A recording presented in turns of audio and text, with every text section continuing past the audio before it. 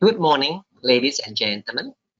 Good morning to our speaker for today, Syukri, Hadafi, Hamdan.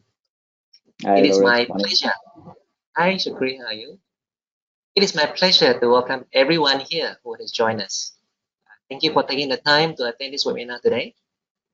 The webinar today is a part of a series focusing on Malaysia's global competitiveness ranking in how we as a country and enterprises manage the totality of our competencies to increase prosperity. The global competitiveness ranking are evaluated and reported every year by international organizations. There are two organizations who are measuring Malaysia with the other countries. One is IMD, one is WEF. IMD is short for International Institute for Management Development. It publishes this performance in their World Competitiveness Yearbook. Public can view the competitiveness indicators of different countries in either the IMD or WEF, which is short for World Economic Forum. They publish the competitiveness performance in the Global Competitiveness Report. Now, in the IMD recent World Competitiveness Yearbook 2020, our Malaysia's competitiveness ranking has slipped. Out of 63 countries assessed by IMD, our position has dropped from 2019. There was 22nd position to 27th position this year. So there's a drop of 5 positions. So imagine this, 5 positions out of 63 countries. This is perhaps the worst performance for Malaysia in the last 5 years. The overall competitiveness ranking by IMD is calculated based on many criteria. There are 255 of them. And they are using two kinds of data to compare countries. One is hard data, one is soft data. 2/3 is made out of hard data and 1/3 is made out of soft data. Soft data here refers to survey data from the representatives from many industries. There are 4 categories of competitiveness factors these countries are being compared. The 4 factors are economic performance, government efficiency, business efficiency, and infrastructure. Now, in our webinar today, our speaker in Syukri will be presenting on one of the criteria measured on survey data. It is called educational assessment. This is a sub-factor in infrastructure. Within infrastructure, this is within a criteria called education. There are a lot of criteria within infrastructure. Syukri will share with us the emphasis and concerns of our present IMD ranking of this criterion. He will also recommend plans that can help Malaysia to improve on our current ranking on this criterion in the future. Before I transfer the audio to our speaker for today, let me first introduce Syukri Hadafi. Syukri graduated from University Science Malaysia with an honors degree in mechanical engineering. He has a master's in business administration degree from the Westminster International College. Syukri is a former consultant in Malaysia Productivity Corporation before working with UMW Toyota Motor. In UMW Toyota Motor, he has professionally been certified and appointed, being the first Kaizen instructor. Kaizen is a Japanese term meaning change for the better, or we can just call it continuous improvement. Syukri is like a Japanese sensei teaching different techniques in continuous improvement in business processes. This is a major part of the lean management, which Syukri is an expert. You may have heard or read about the Toyota Way, the principles and behavior in Toyota Motor corporations in their managerial approach and production system. Syukri was responsible in formulating the service standard for Toyota service centers and implementing the Toyota service marketing standards in Malaysia. This is a significant improvement in customer service standards. Because of his many achievements in BMW Toyota, he has received Toyota Top Awards. Not once, but twice. After his career in UNW, Toyota Motor, Syukri joined DEMC management as a director. He had, in just 5 years, he has actively and very busy working with over 50 government agencies and industry players in executing a wide range of productivity and quality improvement initiatives. In DEMC, Syukri was conferred the DEMC Top Performer Awards, as well as the DEMC CEO Leadership Award. He was recognized as a Malaysian Lean Specialist and Malaysia Productivity Specialist. He has more than 16 years of broad experience in driving full spectrum corporate transformation, quality improvement, and change management. He is recognized as an innovative, charismatic, professional expert in using Toyota Way to help companies enhance their business operations and performance. Syukri is now a principal consultant in Gemba Solutions in Dirabah. Now, today we are very honored to have Syukri sharing this topic with us on educational assessment. Let me hand over to Syukri, Hadafi Hamdan. Okay. All right. Thank you, Mr. Lawrence, for the introductions. Okay. For free promotion about myself. Thanks a lot. Okay. Okay. So today, this is my second session. Okay, on these indicators. I will share with the participants on the educational assessment. So this criteria is parked under 4.5.12.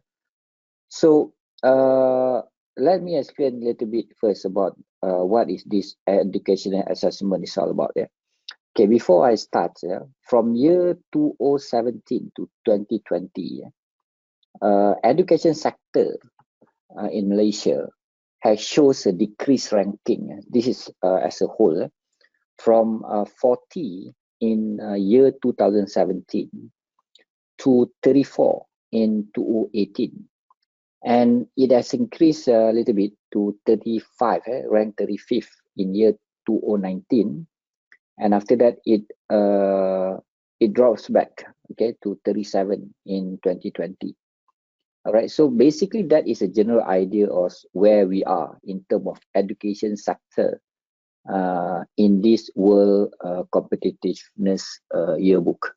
Okay, so we are ranging at the 40 to 37, the range from 35 to 40, and in 2020, in terms of educations, we are in rank 37s. However, the report today, okay, I will only cover the one portion of the education sector, okay, which is the educational assessment indicator, or PISA, that show below average criteria with rank of 44 in year 2020. All right, so of course, as a flow of presentation, first I will share where we are, and then what explain all these criteria, and then I will also share with you the second part of the presentation would be how they derive the equations to that ranking. Then after that, what are the main indicators that are contributing to the ranking, and then there will be a proposals for Malaysia in order to improve in this ranking. Okay, as we all know, generally education is one of the very important indicators for competitiveness of the country. All right, so okay, so here we are.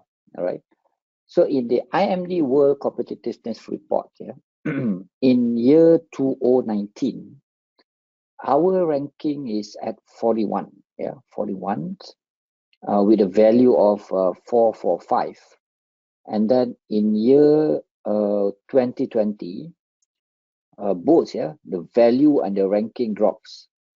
All right, so the value has dropped to 431 with the ranking of 44. Okay, for this indicator, it's very straightforward because the value is taken from a program called PISA, yeah, Educational Assessment PISA. PISA stands for Program for International Student Assessment. Okay, so basically, this PISA is a triennial survey of 15-year-old students that assesses the extent to which they have acquired the key knowledge and skill essential for full participation in society. So, in general, as a layman understanding, this indicator, educational assessment, they targeted the mid-secondary level of the students, in particular 15-year-old students. So in the language of our country, they are assessing, PISA is assessing those is at the Form 3 level, okay, the 15-year-old. Okay, so if in the I mean in 2018 setup, they are evaluating those who are taking the PT3 examinations. All right, so these are the targeted group that they are looking at. Why they are looking into this group? Because they are the potential that will be fully participated in the society. All right, so basically this age, they are the one who gonna drive the potential of the country in terms of the competitiveness. Okay, now, but how PISA evaluate is quite unique. Okay, because PISA actually their survey is carried out once in 3 years. Okay, so we have they have been there. This survey has been there from year 2000, yeah, 2000. But we only participate. Malaysia only participated starting in in year 2015. But somehow in the report by OECD, the Organization Economic Cooperation and Development, OECD report. OECD report is the source of basically the PISA report is content in the OECD. So from the OECD report, it has already mentioned that Malaysia record for 2015 is not valid because of lack of sampling. All right.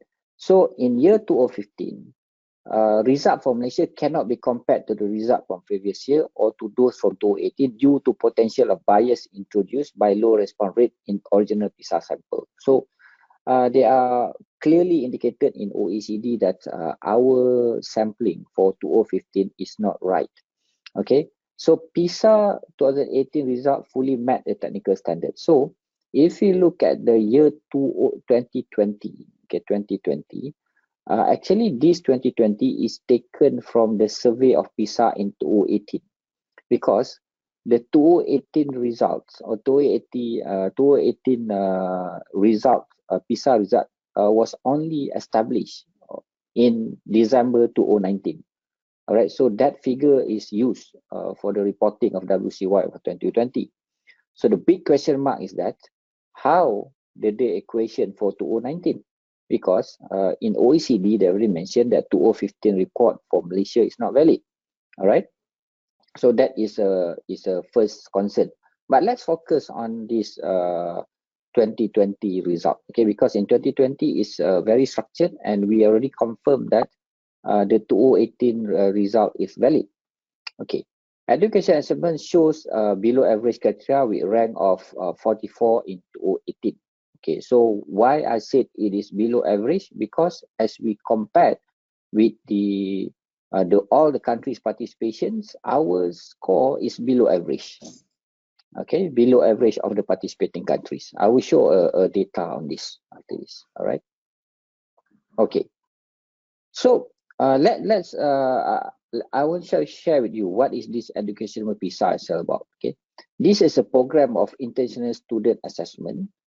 They call it PISA. It's a triennial survey of 15-year-old students. Okay, so it is administered by the Organization for Economic Cooperation and Development (OECD) every 3 years since year 2000 on 15-year-old student in both OECD and non-OECD countries.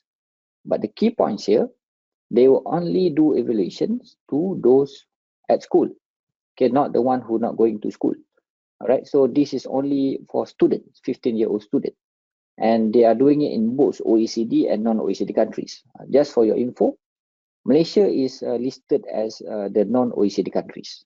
We are not the OECD countries, okay, in this language. So PISA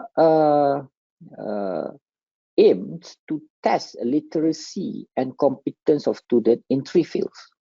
Okay, so this is also the history, because when it started, the focus is not really on these 3 subjects. Okay, the subject, it's more on the IQ part of it, okay, of the student. But then in year 2015, they have started to do this field, this 3 field, which is the readings, mathematics, and science on an indefinite scale. So by now, I think those who are listening, we can already have in mind that this education assessment is done by PISA, and then the target group is 15-year-old student, and then they are focusing on these 3 subjects, or these three elements. Either the student can read well, how good they are in mathematics, and their general knowledge in science. All right, so these are the 3 indicators that has been looked into. All right, and then 79 countries participated in the 2018 data collections. So at this point also, I can say that only 79 countries having this score. All right, so you can say that from 79 countries, we are ranked 44. All right, so it's not in the middle, so it's below average as compared to other countries. Not to say we are bad in the world, because some countries not even there to participate, or don't even have the structured system to evaluate, because PISA required some education system in the countries. All right, so to be in the survey is a very good indicator for us, and to be at rank 44 is also another good point of Malaysia, because we are not the last country, but then there is an opportunity for us to improve. All right, which I will share with you after this. All right, so to solve the problem, so basically the PISA aim to test literacy of competent student in 3 fields: reading, mathematics, science, and everything. The PISA mathematics literacy test. So in mathematics, I think in readings, they will have some viva session. You see, either they can read well in their mother tongue language, and also English. All right.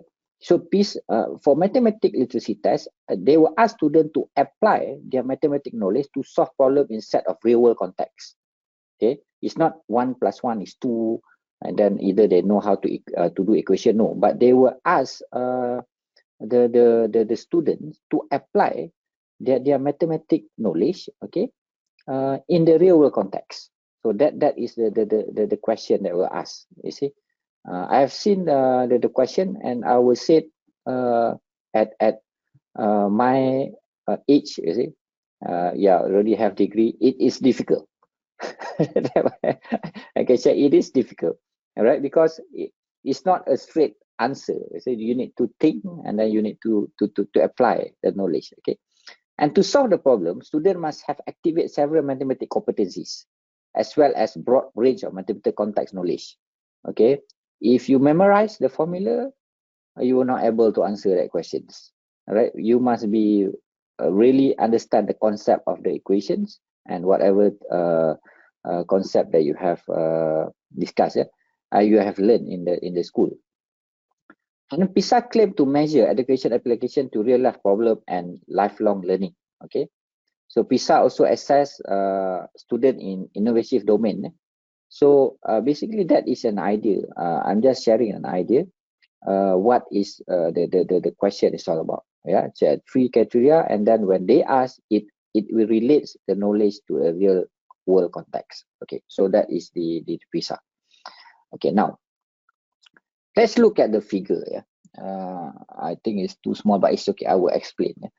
So in terms of the performance trend, in these three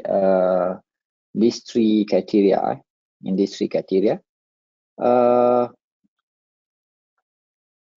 in reading, mathematics, and science. Okay, China economics area, actually, when they evaluate, they have divided into few. The China, because they are big. Okay, so they have divided China itself into a few sectors or few zones. Okay, but even with that separations, China economic areas, namely Beijing, Shanghai, Jiangsu, Zhejiang, emerging as the top performer in all categories. Okay, so this is not something new. I think for those who are not aware, actually China not only good in terms of other indicators, in terms of the transact the port or the industry or the mass production, but they are doing very well in developing their students.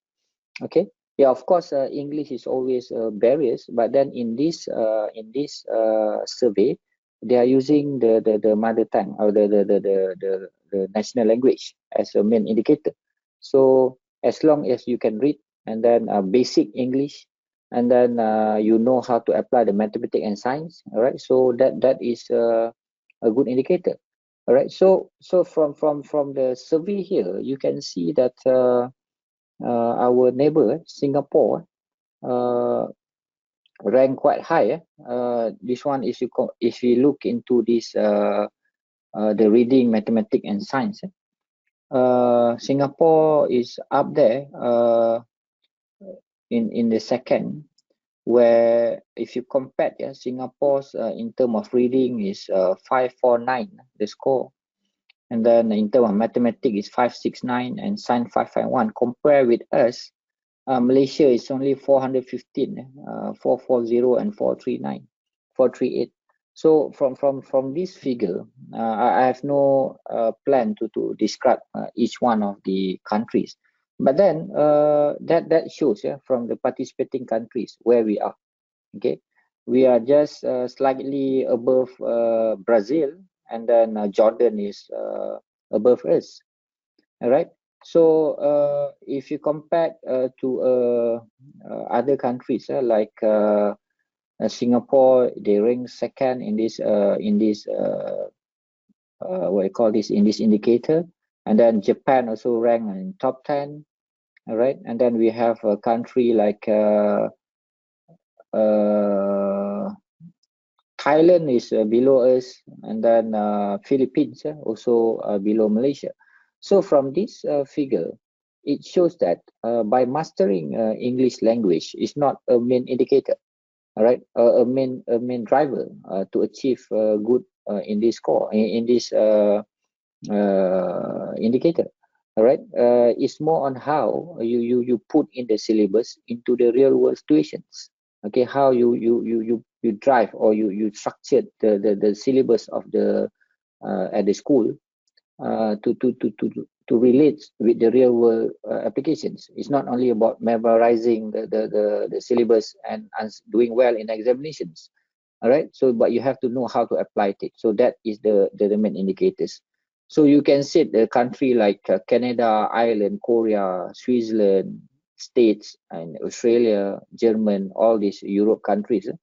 I think we also aware that how practical their syllabus in their school as compared to us. Okay, they always go to the real place to understand the knowledge, how they apply the knowledge. In very good one of the example, because I was in Japan, okay, in doing attachment when I was in Toyota. So we can see from the education over there, when they learn about the aircraft, you see, how the aircraft can fly, they don't only have a syllabus in the school, you see, they don't keep on talking about the theory, but they will bring the whole class to the airport by schedule, you see. So each class will have their schedule to go to airport, so that they will look in real how does this theory applies to the real world. All right, so maybe that is something that lacking in our education system. Not because we do not have the intention, but I think it's due to the budget, cost, and safety, and so whatever. But then we have to back up ourselves on this. All right. So Malaysia score lower than the OECD average in all three domains. Not we do not we do not perform or doing well in any of these attributes. In reading, we are at 415, whereby the OECD average was 487. In mathematics, our score is 440, whereby in the OECD average for average of all the participating country was 489. And in science, our score is 438, whereby the OECD average is 489. So that sum the score of Malaysia of 431, and we rank 44. Okay, there's no formula as the other indicators. It taken straight away from this PISA survey. All right, so the score is shown in the WCY report for Malaysia. So that, but the big question mark is that maybe they are prorating Malaysia's score in 2015 survey, which is taken into account for 2019 ranking. All right, so that's the so obviously we need to back up on these three subjects. All right, in order to have a better rank in the future year. All right, because the next survey will be done next year. Okay, as already mentioned, it is a 3 years practice. So it is in 2015, 2018, and the next one will be 2021, which is next year. All right. Okay, let's move. Sorry. Okay, now, so this is the a bit of information, detailed information on the score. So if you look at the red dot, the red circle that representing Malaysia, and the blue one is the average of all the participating countries, and of course the other circles representing other countries. So this figure indicated the performance in reading, mathematics, and science. It shows that a student in Malaysia, okay, scored lower than OECD average in reading, mathematics, and science. Okay, compared to the OECD average, if you compare, a smaller proportion of students in Malaysia perform at the highest level of proficiency, level 5 and 6, in at least one subject. So what I'm trying to share here, it's not that we are not competent, but then from the if you look at the figure on the right side, share of top performer in at least one subject, we have a smaller proportion there, meaning that we have a student that scored very good in that subject. At the same time, a smaller proportion of students achieve a minimum level of proficiency, a level 2 or higher in at least one subject. Okay, so from here, it shows that in Malaysia, not to say that we are not good, in terms of but the percentage of the student that scored good in either one of these subjects is very low. It is a very small number. It's not because for this survey it required the average figure. So meaning that we need to ensure the whole lot of these 15-year-old students are at par in terms of performance in reading, mathematics, and science. But this is duly, I would say, maybe it's due to our setup of student in Malaysia. This is my opinion. If you look at what happened in Malaysia, we have a separation of students. I would say, after UPSR, after standard 6, okay, we start to segmentize, student with a good achiever, a top achiever, will be in a separate school. All right, and then those not achieve a good result in UPSR, they will be at the normal school. All right, but then this survey, they do not go only to the top schools. Okay, they will take a custom survey, a random survey to all schools. All right, so we cannot only focus on establishing these three subjects to the top school. We need to ensure also the normal school is having at least a competitive or a good level of teaching, a good level of approach to tackle all these students. All right, because in Malaysia, I think those in Form 3, you can compare. There is a huge gap between those in the top school. Maybe their intelligence, their way of they present themselves is different, and then the gap between them and this group as compared to those in the normal school, maybe they are last in the class, is too big. So if this continuously happens, it will affect on this indicator. All right, because they will go as a whole. And then I would say it's not easy for those in the normal school student to answer that questions. Maybe due to the way the teaching is done in that school, or maybe the peer factor, because they do not have a good peers in the good school as compared to the good school. All right, so that is my opinion, okay, on this.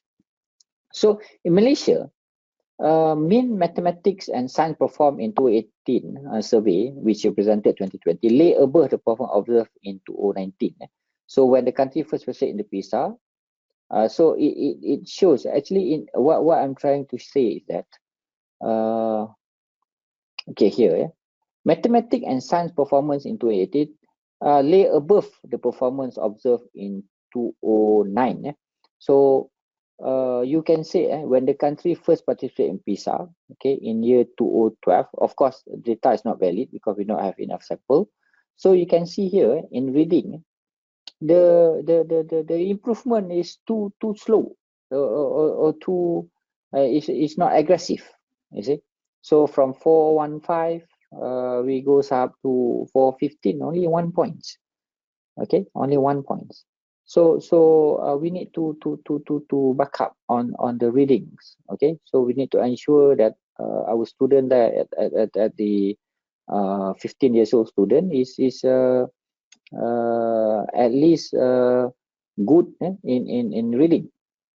So in reading, performance in 2018 was close to that observed in 2009, but better than observed in 2012. Okay, because it drops in 2012. But in mathematics, we can see there is tremendous improvement. Okay, you can see in mathematics that there is a tremendous improvement as compared to 2009. Yeah, so maybe we are on the good track at developing the mathematics syllabus, but then it's still way back as compared to the OECD average. So we need to see what other countries has done to increase the knowledge in mathematics among this target group of students. Same goes to science. There's also improvement, but it's not enough to be competitive with the other countries. Okay, so let's pause for a while in that issues. So basically, I hope by now we have an idea. Okay, what is the survey is all about. We are looking to these three subjects and then where we are as compared. And then I also explain to you that in mathematics we have improved a lot, but in reading it is stagnant from 2009, and in science is still low. Of course, we have introduced a lot of exposure. Even the country have a good facilities in terms of science, science exposure. You see, we have MSc introduced somewhere in 1998, in year 2000. But then how does all these facilities and program affect our students in in 15 years in our student at 15 years old. That is still something that we have to bridge. Okay, so to understand the measurement and process and data source, okay, the student tested by PISA are aged between 15 years old, 15 years and 3 months, and 16 years and 2 months at the beginning of the assessment periods. So the reason why they have this range, because they want to cater all countries. Because some countries, the calendar year started mid of the year, and then some countries started a bit late. All right, so as long as they can cater this mid secondary level of students, they will put in, right? So what happened in 2018? 600 students completed the assessment. Okay, not in Malaysia, for the whole world. 600 students completed assessment, representing about 32 million of 15-year-old students in the school of the 79 participating countries. All right. So about 600 students have been completed the assessment. So it represents 32 million of 15-year-old students in the participating countries. So 15-year-old student in participating country itu about the number of our Malaysia population lah. Okay, so that's for the whole study. But in Malaysia, by record, 6,111 students in 191 schools has completed the assessment. Okay, it representing 388,638 15-year-old students. So by the record taken from PISA or taken from SEDA, there's one not SEDA, sorry, they from Ministry of Education, MOE. 388 students. We have 388 608 15 years old students in Malaysia, and that represents 72% of the total population of 15-year-old students. So about 38% of our 50-year-old student memang not in the school. Either they are not in the Malaysia syllabus, they go to international ke, ataupun they are in the rural area. Okay, they're not into these programs. So the question, what type of school that they evaluate, it's a mixture. It's a mixture. All right, all over the countries, but they do not reveal. Okay, I try to get this the list of schools that they have done, but they do not reveal. But I think this info is good enough. We have 600,000 that have been evaluated by this survey. All right.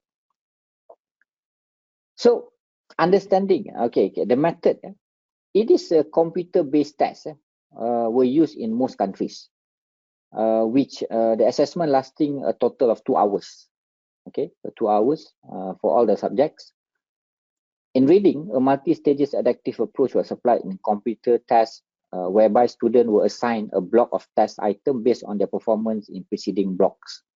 So this is the how they do, because in Malaysia, how they do it is not only in computer based. For some school, they will come to the school. This group will come to the school, and then the student will be called to be in the examination hall, and then they will be given questions. All right, and then some of them will be called for interview to assess their reading capabilities. So test items were a mixture of multiple choice question and question requiring students to construct their own responses. Okay, so it is an objective and subjective questions. The items were organized into groups based on passage of text describing a real life situations. Okay, but one thing that I want to share here, this test is not planned. So this group will just come to the school and then get the student to be on board. So I would say this is the real knowledge of the student. For if it is planned, so maybe the student will will study, and then we will ask hot spot questions ke, kan. But this is no, they will just come and call the student together and then they ask. So that's why it is a genuine snapshot of the situation of the school and the country in general. So more than 15 hours of test item for reading, mathematics and science global competitors were covered, with different students taking different combination of test item. So this is also another unique way of doing this test. Every student that called it, they are given a different set of questions. Okay, so because again, it's not about answering the questions, how many questions they can answer, but they are looking into how they are applying into the real world context.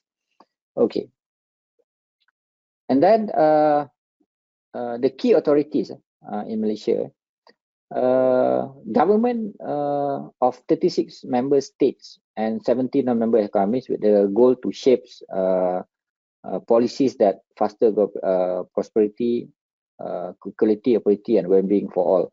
So, as I mentioned, they are all there are mixture of members and non-members. Okay, for the OECD, and we fall under non-members. Why we are not members? I couldn't find the answer. But we most of the participant country ni not members.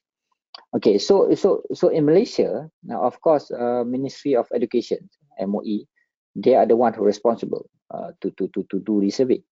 There is one unit called the Education Performance and Delivery Units, PADU, to facilitate, support and deliver the Ministry vision in transforming Malaysia education through the success of Malaysia Education Blueprint, which was introduced in 2013 to 2025.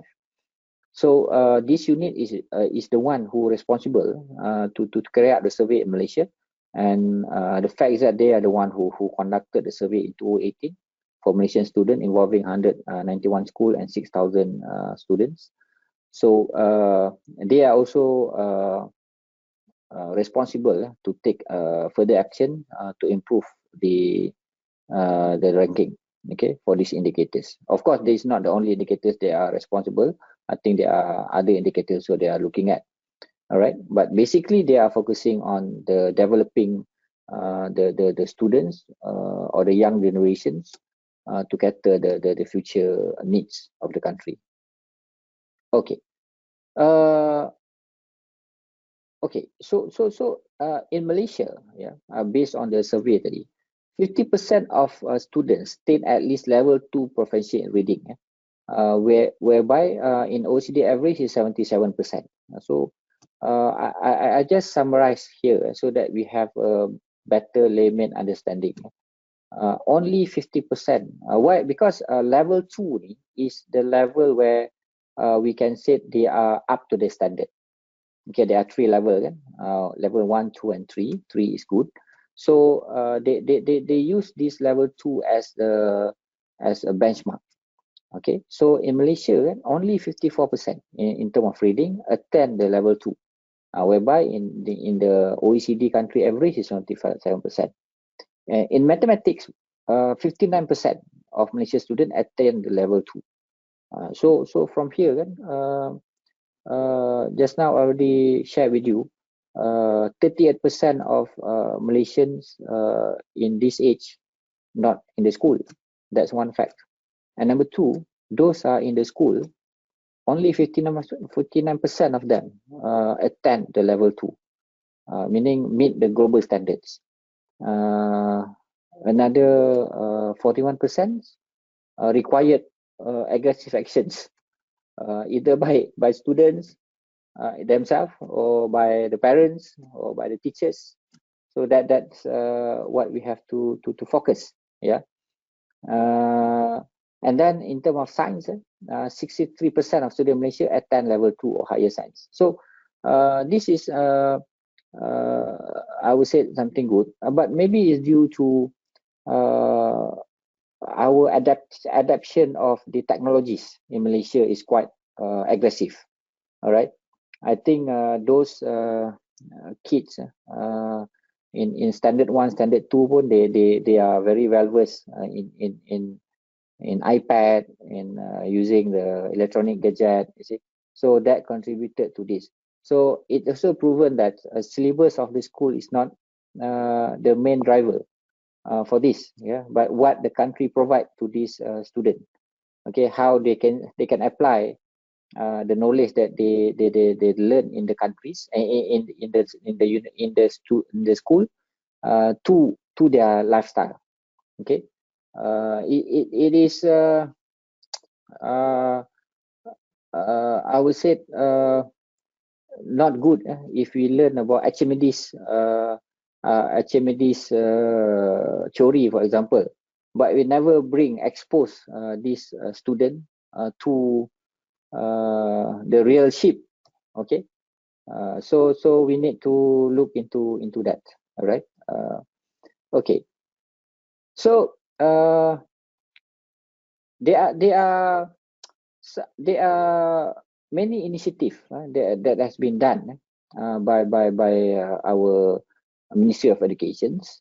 Okay, first one is the Malaysia Education Blueprint, which supposed to be a plan from 2013 to 2025. Right?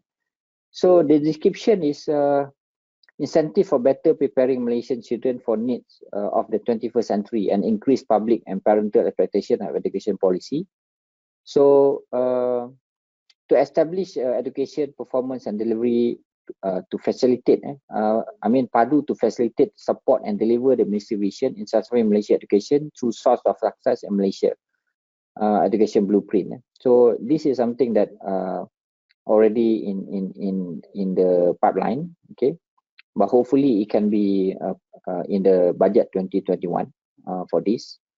And then national education policy, main score apply in the level of education from preschool, primary, secondary until the higher educations.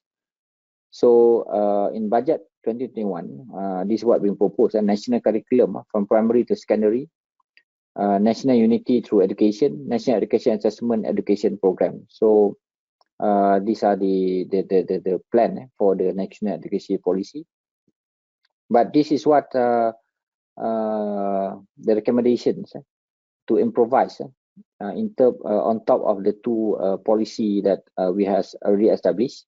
I'm not saying that the policy is not good, but maybe the education it doesn't reach some of the school, and that translated into the score that we got.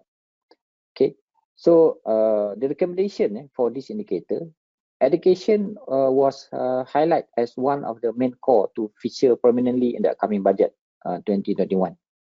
All right, so I mean it is very crucial to put in a good budget so that those students in the school, especially for the interest of these indicators, those in the 15 years old in Form 3, they are given more exposure, okay, to expose them to the real world application of the knowledge. With the current state of country due to pandemic, it is important to enhance the use of technology and digitalization in the current education policy. Okay, so the best use of technology is by developing the awareness of a range of digital technologies and considering careful both how and why they can be used to support students' learning. Okay, the consideration of what learning will be achieved and how the technology may help is fundamental to its effective deployment.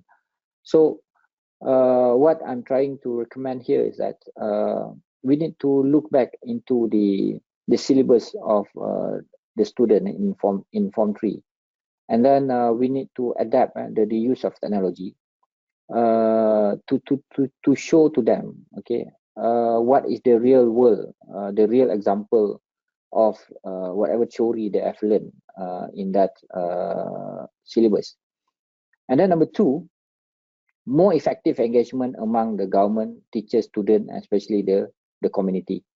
Okay, so we have to break the wall between the schools, the education system, with the community. All right, so because it has to be it has to complement each other, then only those students from this level of students can be into the society, Okay, and then they can apply whatever they have learned into the community. Okay, other than that, there are also several actions from other countries that can be taken as example to improve the ranking of education assessment. So due to its poor performance in PISA 206, Mexico launched in May 2008 a new reform known as Alliance for Education Quality that not only use PISA as a point of reference, but also collaborate with OECD and its formulation and implementation for its new policy. So what Mexico has done, they have worked very closely with OECD to formulate its syllabus and then implement a new policy to the country. All right, and of course, from readings, what Mexico has done, they have taken out some of the unimportant syllabus from the school, and then they have elaborate further on subjects that is required to their market. All right, so that is what has been done by Mexico. They work hand in hand with OECD to formulate again their syllabus and the policy. And then Italy has taken several changes, such as increasing teaching position, including specialist teachers, introducing special annual bonus for teachers. So what Italy has done, they have put in they have increased the level of the teaching group in the school. They have re-announced back, or they have revamped the title of the teachers. They call them a specialist. And then they also have revamped the salary scale of the teachers, and there's a separate annual bonus for teachers. Yeah, because we need to make sure the teachers are always in good motivations to carry out the duty. All right. So that is what have been taken by Italy. Okay, motivate the teachers, and you will get a good results. In Germany, Ireland, and Australia, okay, they are in the top 10 in 2020. PISA results have been used to make the case of more testing and evaluations. For example, in Australia, they introduced a national examination in which students in year 3, 5, 7, and 9 are required to take national standardized tests in literacy and numeracy. So what Australia has done, before these students go to the target group of PISA, 15 years old, they have come up with a similar examination assessment to the student in year 3, 5, 7, and 9, so that they are well prepared, and any weaknesses that they find out from the survey, they will get this target group and do a special program for them. So these are the three recommendations that we can take from other countries, and it's really proven these countries which was not in the good position previously, now is in the top 10 in 2020. All right, so that's basically ends my sharing. So I welcome any questions or recommendation from the floor. Back to you, Mr. Lawrence. Okay, in Syukri, there's a very comprehensive coverage of the education system we have over here and the issue we have on our students. The performance so far, there's a mix in the what they call different categories in terms of performance and your assessment on how we fare as a country. There's a question actually and comment by Encik Muhammad Wafi, and I tend to agree what he said about our education system, because from what you have pointed out, there are many elements that seem to have affected, our performance in this. Apart from the educational system, I think the students themselves, the environment, the family education, the teachers, the school environment. Which do you think would play a bigger role in affecting our performance?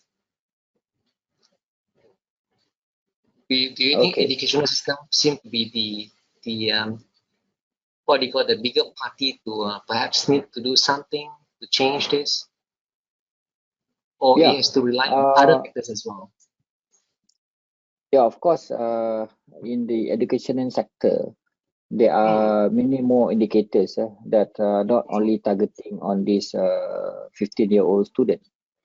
mm, But then I strongly believe that this education system need to be revamped. Yeah, because mm, as I shared just now, we had introduced a blueprint for educations mm, mm, starting 2013, mm, and now it's already come to the 7 years of the implementations. And I've also I have shared also just now in terms of scoring, in terms of readings, mathematics, and science, especially in mm, readings. Uh, it's only we only improve by 1 point. So we mm, need to look at what is the content of this blueprint, and then we need to start focus on these three elements. Okay, to have a longer listing in the what we want to give to the students is good, but then we also have to ensure that the quality of these three main element is looked into, and then mm, we need to make sure all the syllabus that we give to the student is mm, not only for examination purposes, but they mm. really understand and they can apply it to the real world, because that is the spirit of these indicators. Yeah. I see. I So think that's very yeah, well said. Yeah, I think our yeah, education system, in a way, focuses on the right answer. Sometimes the students, you can hear them talking, oh, what is the answer? Let's look at the back of the book. So yeah, I think yeah, if we only uh, think of one answer, there has to be the answer. I mean, we probably don't think out of the box to look for other answers. Um, and this is not the only issue. In fact, Wafi pointed out that the educational system in Malaysia is still in the development progress. Uh, and yet, we are facing so many challenges. And one of the challenges is the change. The students will have to cope with the changes in the system over the years. So Encik Wafi talked about, how he sympathizes with the students because those who have to go for exams like UPSR, P3, SPM, they always face different requirements every time. Like you said, sometimes you need to spot questions. Um, well, I guess that is learning from the past, but the thing is, if the educational system is changing, um, there are a few challenges because one, we can't compare the results year to year because the system itself is assessing different things. So HRP is talking about the system itself need to be reassessed to see if you know how we can revamp this so that students won't be suffering that much. I think based on what you said, you agree with this, right? yeah. Of course, Mr. Lawrence, because let's put it this way. You see. Uh, we said that we always highlight that our students, especially with PT3 or SPM levels, we Mm, always said from year to year that our performance has been good, you see, mm, doing better from the previous years. mm, Yeah, that is a fact. Yeah, because in terms of the gradings, in terms of the number of students that are getting A's mm, in the given subjects, but mm, then we shouldn't be syok sendiri. You see. We shouldn't be clapping hands in our own world. We need to look into what the world is, where the world is moving. You see, so one of the things that we, I'm very biased to these indicators. Of course, there are some other indicators that require a focus also. But when it comes to these indicators, we have to make sure those in Form 3, in the PT3, they are, they at least whatever result they have achieved, they can communicate well. You see, they can Yeah. read and translate what they have learned, Which they should. to their friends or to their families, Yes. or to their siblings. You see, not only for his own knowledge. You see, and then number two, whatever calculation or mathematics that they have learned, they can translate into their daily life.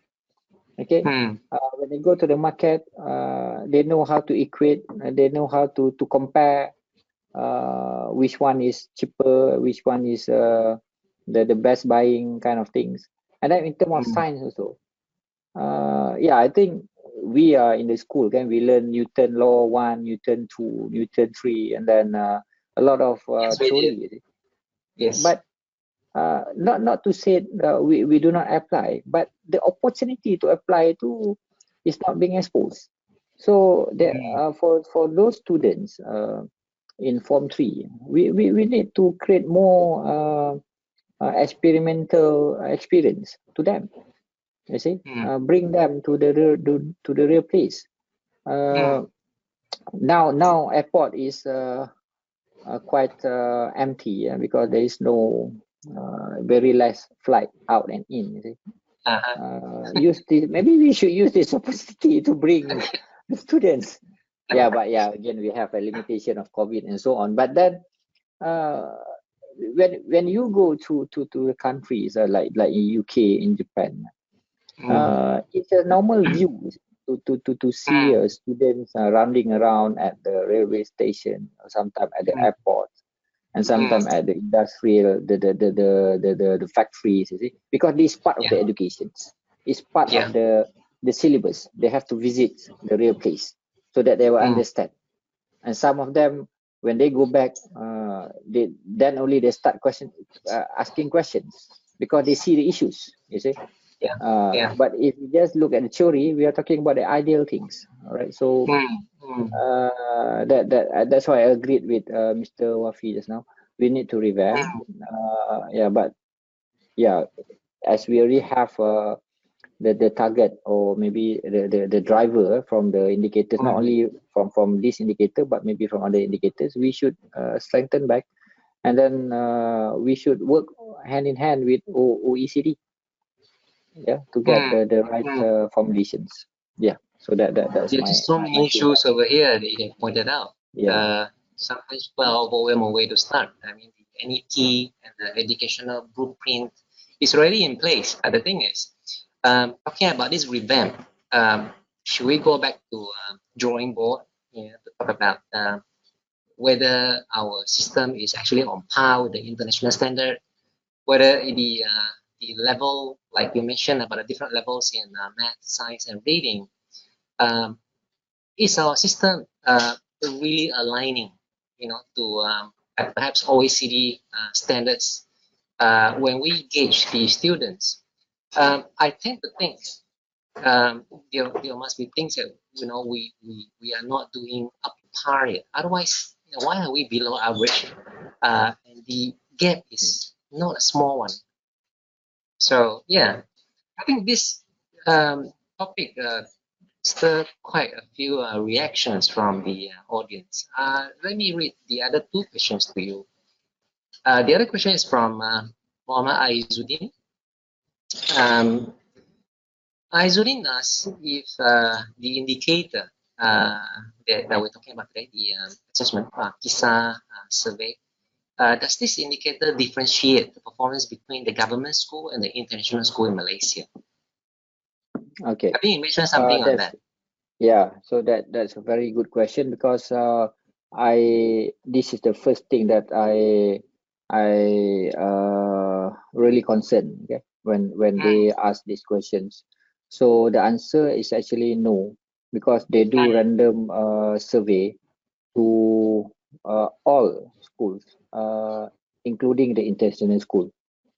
All right, so they do I not see. So separate. it is included, So that, but yeah, the so that sample coverage, we do not know how much it is.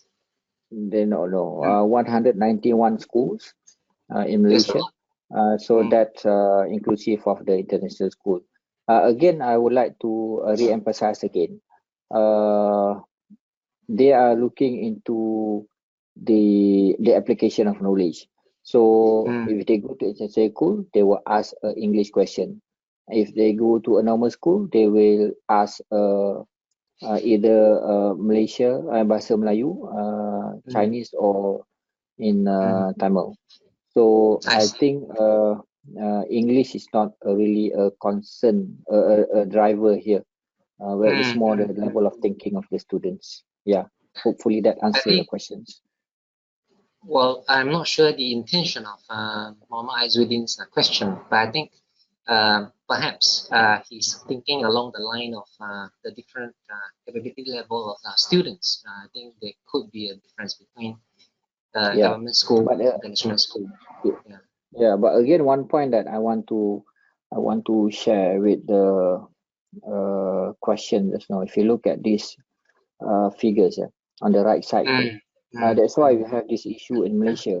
Uh, mm, the share of top performers, actually we have the numbers, meaning that we have a representative in mm, the top performer of the subjects, mm, but the mm, number is too small.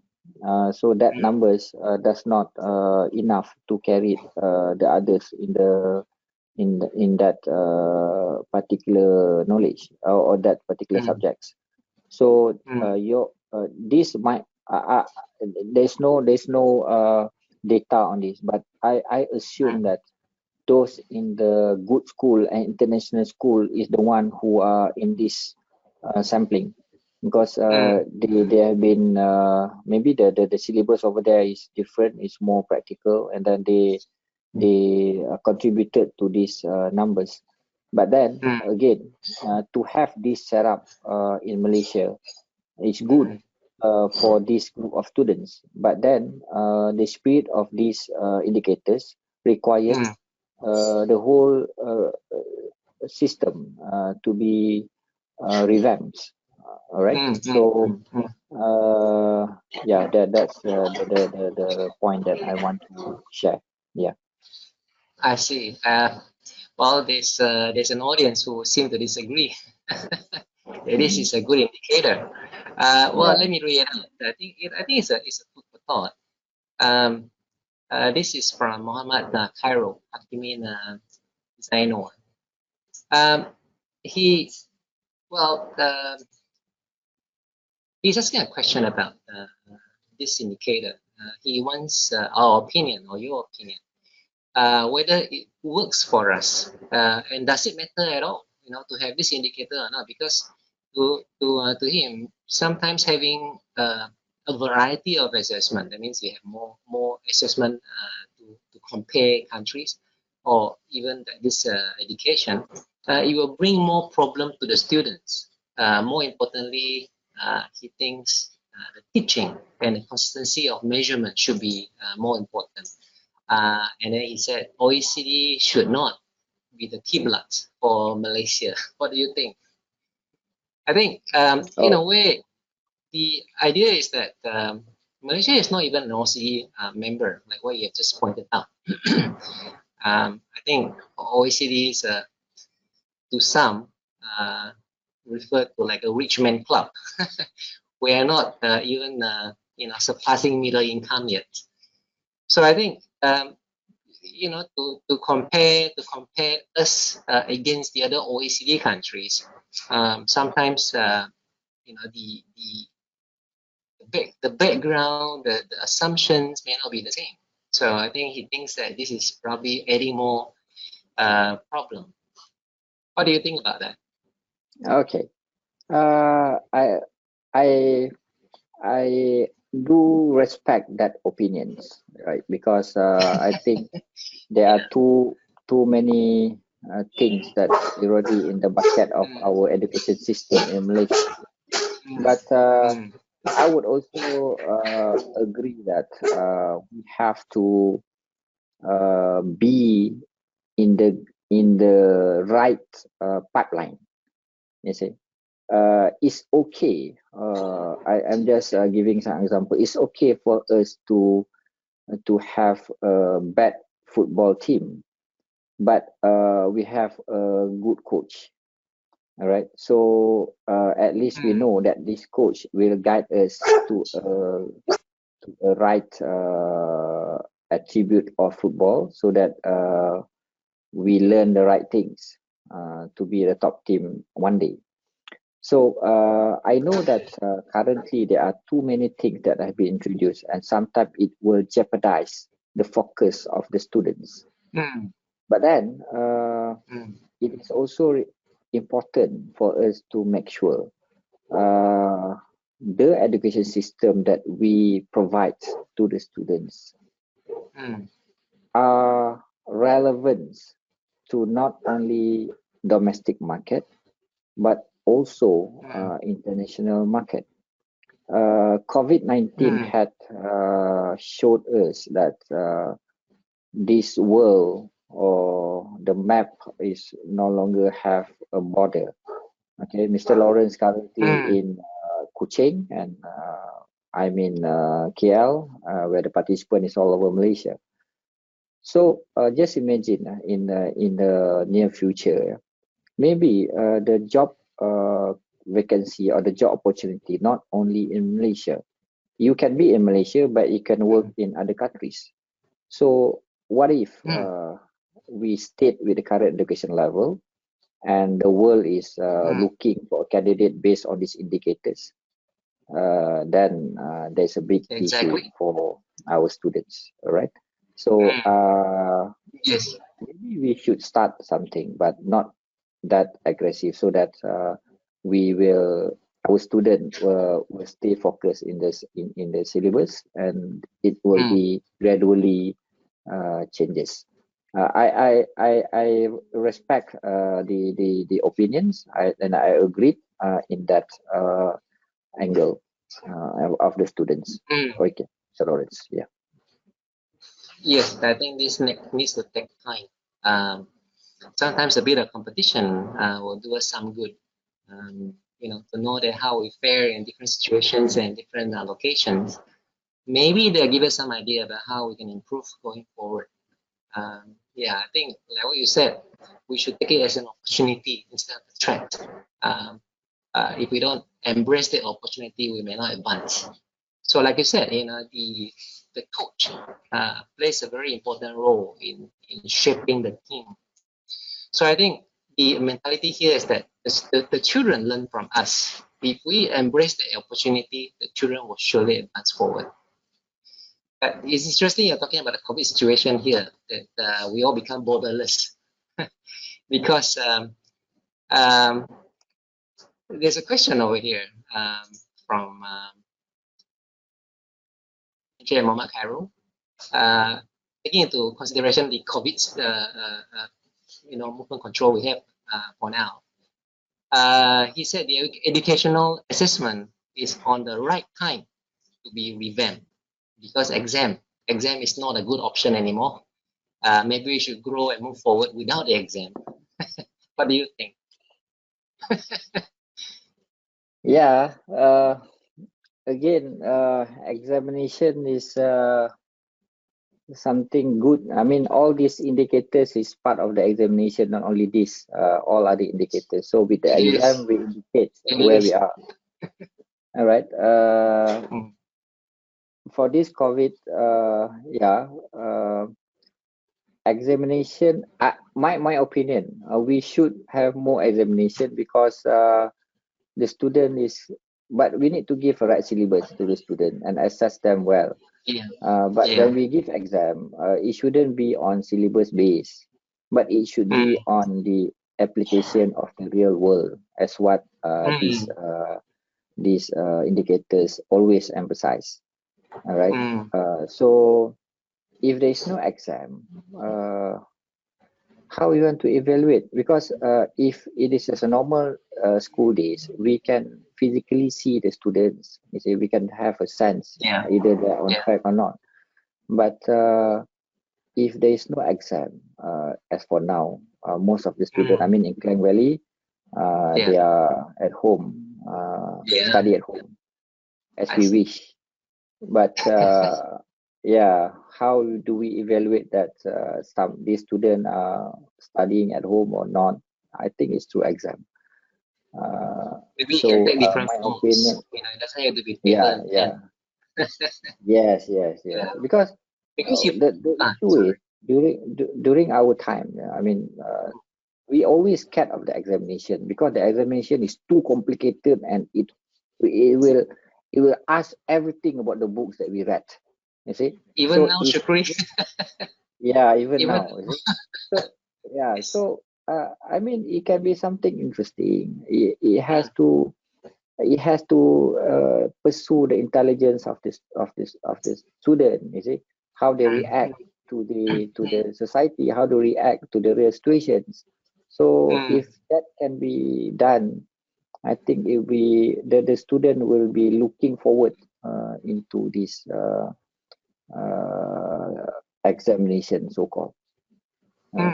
Like what you pointed out just now, how in Japan, students have been taken to Gemba, to the actual Yeah, place when they are studying that subject, like aviation subject.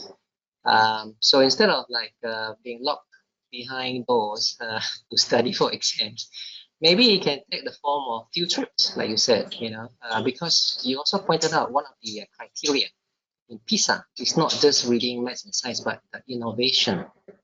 I think it's what they yes, call group mindset, how they can yeah, react to different situations and select problem-solving strategy, you know, to solve problems. So I think the exam here, it doesn't have to be like testing the memory of the students from yeah, books. Maybe it can refer to what you mentioned, a field trip. So maybe like you pointed out, we can emulate this kind of assessment to the students, how they observe, how they relate, how they associate, and how they select different models to solve problems. What do you think? yeah. I agree. Uh, there are two ways. One, we Mm, brainstorm the mm, right way to evaluate, and mm, secondly, we just benchmark what Singapore is doing because they are closest to us, and mm, we might benchmark what they are doing because they rank second in this indicator. Okay, okay. Yeah, Um, yeah, we always compare ourselves in many indicators with Singapore. Rightfully, there are a lot of good things that we can benchmark. You're right. Um, yeah, I think they also moving away from textbook exams. They also include other things. So it's getting harder for them actually. It's getting harder for them to, as students, to pass exams because exam is no longer just, sitting in the exam hall, but they do have assignments and projects, assessing their leadership skill, assessing their team, collaboration skill. So maybe all this can be included in our syllabus. After um, if you cannot beat them, join them first. yeah. There's always an argument that Mm, they are small countries, is it? mm, mm, But I think it's good to have what they have done, and then we customize it mm, based on the needs of our country. Yeah. Well, Encik Muhammad Wafi just sent in a comment. Malaysian is still not ready. They still need exam. So you have him on I your think so. side here. I Yeah, think because it does. Yeah. because I think exam it's not don't call it exam, but we need something to measure whatever we are doing. Okay, Assessment or so something. yeah, we need an assessment. Okay, you can't say Valentino Rossi is the best rider if there's no race. You see, so yeah, True. we need to assess. Okay, we can't be saying, oh, he's doing very good in the class. He behaved very well when we teach about riding a super bike. No, Based on we can't what? go with that. Yeah, so we That's need true. to assess. But the way we assess, that's very important. Right. Mm-hmm. I Okay. think in And PISA they also this, differentiate this, right? yeah, Not only in um, score, they also look at boys and girls. yeah, Uh, true. who is performing better So and things like that. yeah, How for do we feel? those who are listening to this, actually you can try out. You can Google out and type Mm, PISA questions, and you can Oh, PISA see what questions. kind of question. Yeah, what kind of question that they ask. It's very interesting, and I had difficulty to answer it actually. Maybe if I'm part of the Oh, sample one, it will drop. no, I think you did so well in your exams. You achieved excellent uh, results in your academic. Yeah, but maybe there's no PISA during that time. But yeah, that Ah, question I think is very good in terms of assessing the mm, intelligence level or how mm, you take every theoretical from the class, mm, how you apply it. Okay, so yeah, so examination is, for me, I agree with Mr. Wafi. We are not mm. ready to stop that yet. Yeah. Okay. Mm. He also added another comment. The matter is how to implement proper exam. No Yes. Mm. biasness, No no biasness, not personally. that complicated. Don't scare the student. Yeah, Create more I think excitement. probably our blueprint need to add some more pillars in the blueprints. Yeah. All right. Um. All right. Oh, hang on. There's one more question coming in by Abel Jamil. Students have been excelling everywhere. That probably show how good we are already. Why do we need to change again? Hmm. Come again, Mr. So I think Lawrence. he's coming from a different angle. He's saying our Okay. students are already doing very well, excelling. Um, so that is a sign that we are doing well, we are good. Why do we need to change again? I think the change here refer to change that we talk about in the educational system Okay. in a revamp, I think. Or perhaps in the exam. I'm not sure what this change means, but I think the comment talks about you also mentioned this, we are doing well in some area. Why are we changing again? Mm. Okay. So that's the Again, question. So I think thank you very much. you need to consider two sides of the coins over here. Yeah. Again, I would like to re-emphasize back the from what I have shared just now. Okay. The spirit of the I mean, I'm still talking in regards to this indicator. The indicators tells us that we need to improve our education level at the mid-secondary school, not only by looking at the examinations, not only looking at the score during the exam, but how do they apply their knowledge in the real world. Okay, so of course our student is doing very well in terms of the examination, and then they got the degree, and then after that they pursue their studies and so on. But then when we've been assessed by PISA, when we were assessed by using the question of PISA, it our rank, I mean, we are not at par, we are below average as compared to the participating countries. So that shows that there are something that is lacking, especially on translating the knowledge into the real world uh, for this stage of students. So that for me justify the changes that required for this group of students. I mean, in Form 3, 15 years old. So I also agreed with Mr. Kabe. Maybe our students, they are catching up very well after they completed their studies, after they have completed their degrees. They are coping quite well. But we can't be but we can't be relying on that luck, okay, forever. You see, we can't be hoping that our student can cope in future, because the other countries has developed the syllabus so that they can relate the real world at a very early stage of the school in Form 3. All right, so I think that's the reason why we need to do slight changes in our syllabus in Form 3.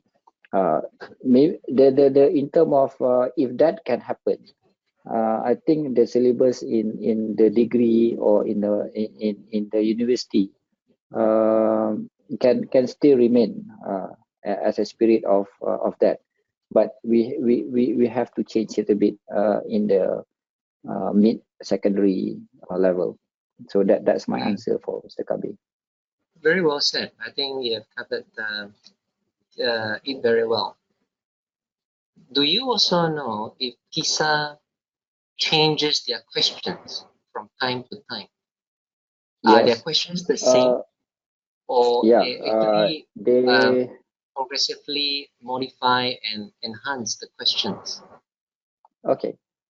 If you look at the history of PISA, they started the survey in year 2000s. All right, in year 2000. But then previously their question is more towards the IQ. Okay, the IQ. I mean the way of thinking of the students. They are asking about the opinion of the students, but they don't really specify on these three subjects. But then they changed it in 2018. Actually, in 2015, they have started to divide it into these three: the reading, mathematics, and science. So to answer the questions, based on this trend, I believe they will add more subjects in the future. All right, but it won't falls down the three indicators or the three subjects that have been focused now, which is the reading, mathematics, and science. Because before 2015, the focus is more to science, and then they add reading and mathematics. So maybe in the future they will add more, maybe in terms of innovations, or maybe industry 4.0 that might comes. All right. So yeah, what I can say, no issue for us to take action based on the current survey, because it's still gonna be valid in future year. Yeah. I think that points out a very important trend. PISA is also evolving based on what is important at the time. So it's very clear that science, maths, like you mentioned, technology, digitalization, they are important. That's why PISA is changing, not to catch up, but trying to be the forefront of gauging how we are nurturing our next generation. So if we are not moving, we are not changing, we are not picking up at all. So I think change is a constant. No matter what we think, change will happen. If we don't embrace it, even though we know we're on the right track, but we still have to move. Otherwise, we'll be run over. Yeah. So I think that strengthen the point of what you have just given, that revamp is something you cannot avoid, whether you like it or not. Because we always have to keep looking at what we can improve. Not to catch up, but hopefully one day we can be in the leading role. True. These are all the questions we received. we are coming to the end of the webinar according to the slot that we are given. Again, I would like to thank the audience today who is very active in giving your comments and your thoughts. These are very helpful in moving forward. When this is being put forward to MPC to look at opportunities for improvement. Thank you again, Encik Syukri, for your time and for your very well covering topic. Thank you. For the audience who have missed our presentation in the past, you can still catch up with the YouTube videos. MPC has already uploaded the videos that were recorded before. Right? So do catch up when you have time. I think we have more time now to catch up with these things. So until then, happy reading, happy learning. Let's conclude this for this time. Thank you, Encik Syukri. Thank you, Mr. Lawrence. Thanks to all the questions. Thanks for the crowd. Stay safe. Stay safe. Yeah, let's sign off now. Bye-bye. Bye.